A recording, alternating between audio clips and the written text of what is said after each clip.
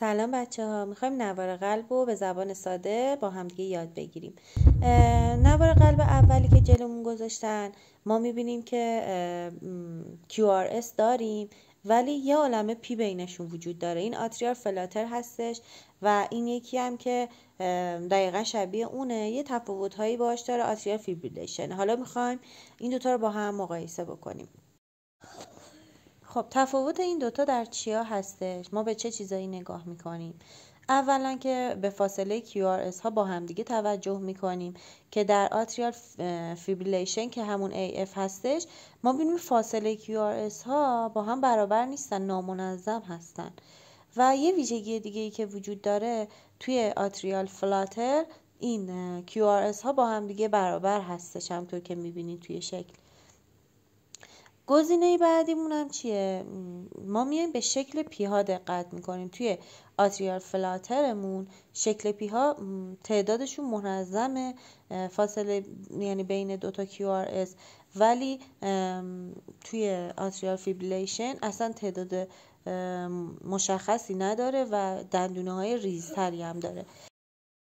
خب به نظرتون علتش چیه و درمانش چیه این AF ما؟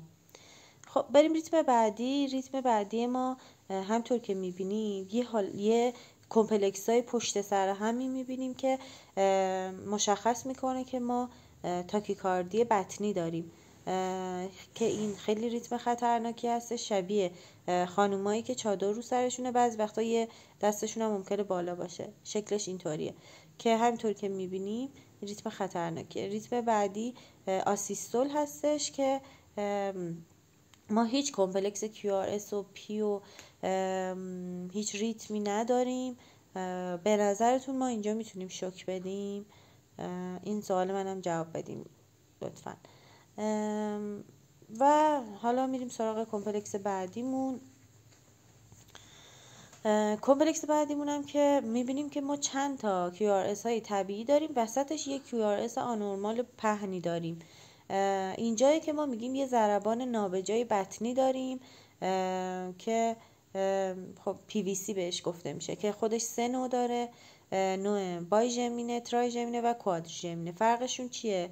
بایژمینه ما هر یک کمپلکس سالم یه کمپلکس QRS بد شکل یا به همین شکل پهن داریم. نوع ترایژمینه که هر دوتا سالم یه دونه پهن داریم و کوادریژمینه هم که هر 3 تا سالم یه دونه پهن داریم که بدترینش همون بایژمینه بودش دیگه. حالا این ریتم چیه به نظر